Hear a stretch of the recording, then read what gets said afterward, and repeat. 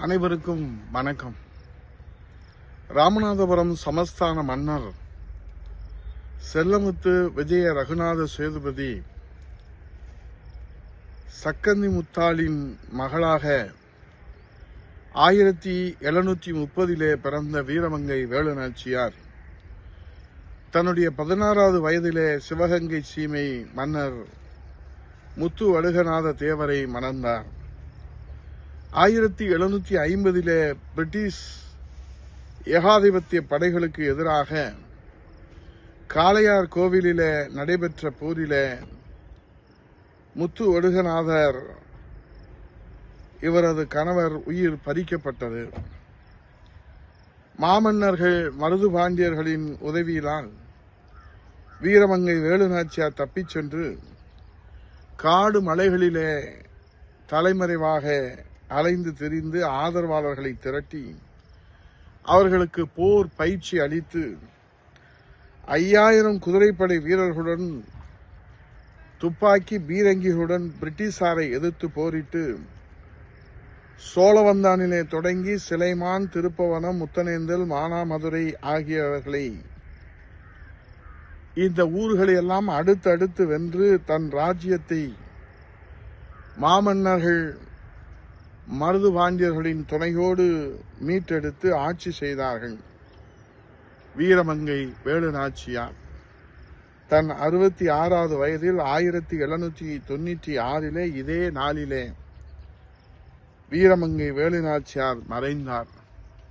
அவர் மறைந்த வீரத்தை விதைத்துவிட்டு மறைந்த வீரமங்கை வேலுநாச்சியாரின்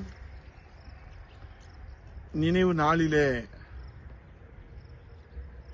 அல்லற்பட்டு ஆற்றாது அழுத கண்ணீர் மன்னவனின் படையை தேய்க்கும் வலிமை கொண்டது என்பதை எப்போது புரிந்து கொள்ளப் போகிறது ஸ்டாலின் திமுக அரசு என்ற கேள்வி நம் முன்னால் எழுந்திருக்கிறது. தமிழக அரசினுடைய தொல்லியல் துறை வெளியிட்ட நூலிலே திருப்பரங்குன்றம் தீபத்தூணிலே தீபம் ஏற்றியதற்கான தகவல் உள்ளது என்கிற ஆதாரத்தை வெளியிட்டிருக்கிறது. திமுக அரசு கூறுவது போல அது சர்வேக்கள் என்ற உருட்டு அந்த பொய் பரப்புரைகளுக்கு, கோயபல்ஸ் பிரச்சாரங்களுக்கு முற்றுப்புள்ளி வைக்கும் வகையில ஆயிரம் ஆதாரங்கள் வெளியிட்டாலும் கண்டதே காட்சி கொண்டதே கோலம் என்ற குறுமதியாளர்களின் கண்மூடித்தனமான மறுத்து பேசுவதையே வாடிக்கையாக கொண்டுள்ளார்கள். இதனால் ஒரு உயிர் பறிபோயிருக்கிறது. பல லட்சக்கணக்கான கோடிக்கணக்கான உணர்வுகள் எல்லாம், மக்களின் உணர்வுகள் எல்லாம் கொல்லப்பட்டிருக்கிறது. தீபத்தூணிலே தீபம் ஏற்ற உயர்நீதிமன்ற நீதிபதி நீதி அரசர் சுவாமிநாதன் உத்தரவிட்ட பின்பும் அச்சுறுத்துகின்ற வகையிலே அடாவடி செயல்களிலே ஈடுபட்டு வருவது திமுக ஒரு ஜனநாயக அரசுக்கு இலக்கணமாக இருக்குமா என்பதை நாம் சிந்திக்க வேண்டிய நேரம் இது. தேரான் தெளிவும் தெளிந்தான் கண் ஐயுறவும் தீரா இடும்பை தரும் என்ற குரலிலே ஒன்றை ஆராயாமல் நம்புவதும், ஆராய்ந்து அறிந்து ஒன்றை நம்ப மறுப்பதும் துன்பத்தையே தரும் என்பதை தேரான் தெளிந்தான் கண் ஐயுறவும் தீரா இடும்பை தரும் என்ற குரலுக்கு நாம் இப்போது விளக்கத்தை தேட வேண்டியது, அதற்கான பொருளை தேட வேண்டியது இருக்கிறது இந்த ஸ்டாலின் திமுக அரசிலே. ஆக இன்றைக்கு இருக்கின்ற தீபத்தூணை இல்லை என்று மறுத்து அராஜகங்களை அரங்கேற்றி வருகிறது ஸ்டாலின் திமுக அரசு. ஆட்சியாளர்களுக்கு சாதகமாக தீர்ப்பு வந்தால் அது நியாய தீர்ப்பு, பாதகமாக வந்தால் அது அநியாய தீர்ப்பு என்று சொல்லி தமிழக மக்களை இனி எத்தனை காலத்திற்குத்தான் ஏமாளிகளாக பல பொய் மூட்டைகளை பரப்பி கோயபல்ஸ் பிரச்சாரத்தை மேற்கொண்டு வருகிறது திமுகவினுடைய இந்த ஸ்டாலின் அரசு. ஏன் என்று சொன்னால் திமுக ஸ்டாலின் அவர் மரபிலே கலந்ததுதான் கோயபல்ஸ் பிரச்சாரம்.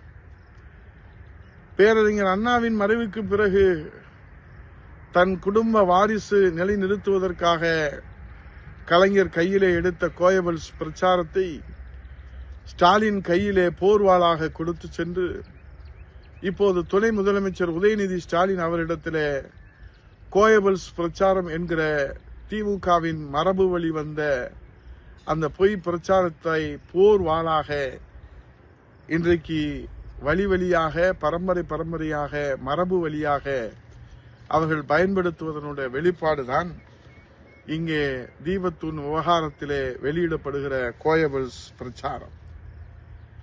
நீதிமன்றங்களிலே ஸ்டாலின் திமுக அரசு இந்த 4.5 ஆண்டு காலத்திலே கள்ளக்குறிச்சி கள்ளச்சாராயம், அங்கே மரண ஓலங்கள், அதிலே நீதிமன்றத்திலே இந்த ஸ்டாலின் திமுக அரசு, இந்த ஜனநாயக அரசு என்று சொல்லுகிற, மக்கள் அரசு என்று சொல்லுகிற அரசு தன்னுடைய சர்வாதிகார போக்கால் குட்டு வாங்கியது.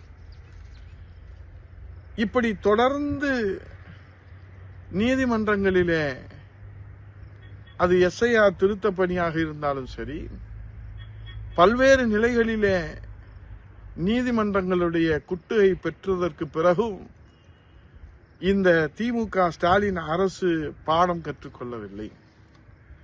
நீதிமன்றங்களிலே ஸ்டாலின் திமுக அரசு பல்வேறு வழக்குகளிலே குட்டி வாங்கிக் கொண்டே இருந்த பிறகும் ஸ்டாலின் திமுக அரசு பாடம் கற்றுக்கொள்ள முன்வரவில்லை என்ற பெரும் கவலை மக்களுக்கு ஏற்பட்டிருக்கிறது.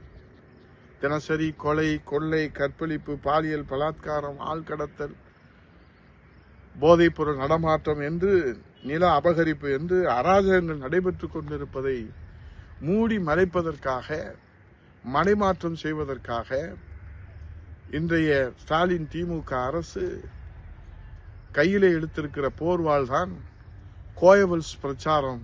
இது திமுகவின் மரபு வழி பிரச்சாரம் என்பதை மக்கள் எச்சரிக்கையோடு, நாம் கவனத்தோடு இதை நாம் எதிர்கொள்ள வேண்டும். இதற்கு ஒரே தீர்வு, வீரமங்கை வேலுநாச்சியாரின் இந்த நினைவு நாளிலே உறுதியேற்று புரட்சி தமிழர், சாமானியர், எளியவர், குடிமராமத்து திட்டம் தந்தவர், நீர் மேலாண்மையிலே புரட்சி படைத்தவர், கருணையின் வடிவானவர், ஒரு சாமானிய தொண்டர் இந்த நாட்டை ஆள முடியும் என்ற புதிய இலக்கணத்தை படைத்து காட்டிய புரட்சி தமிழர் வருங்கால முதலமைச்சர் ஐயா எடப்பாடியுடைய தலைமையிலே மீண்டும் மக்களாட்சி மலரச் செய்ய வேண்டும். மன்னர் ஆட்சிக்கு முடிவுரை எழுத வேண்டும். வாரிசு அரசியலுக்கு முடிவுரை எழுத வேண்டும். சர்வாதிகாரத்திற்கு முடிவுரை எழுத வேண்டும். அது உங்கள் கையிலே தான், மக்கள் கையிலே தான் இருக்கிறது. அந்த வாக்கு என்கிற அந்த அதிகாரம், வாக்கு என்கிற அதிகாரத்தை 2026 சட்டமன்ற தேர்தலில் புரட்சி தமிழர் ஐயா எடப்பாடியார் தலைமையிலே வெற்றி வாகை சூடுவதற்கு வாக்களிக்க வேண்டும். அந்த காலம் கனிந்து வந்திருக்கிறது என்று சொல்லி விடைபெறுகிறேன். நன்றி, வணக்கம்.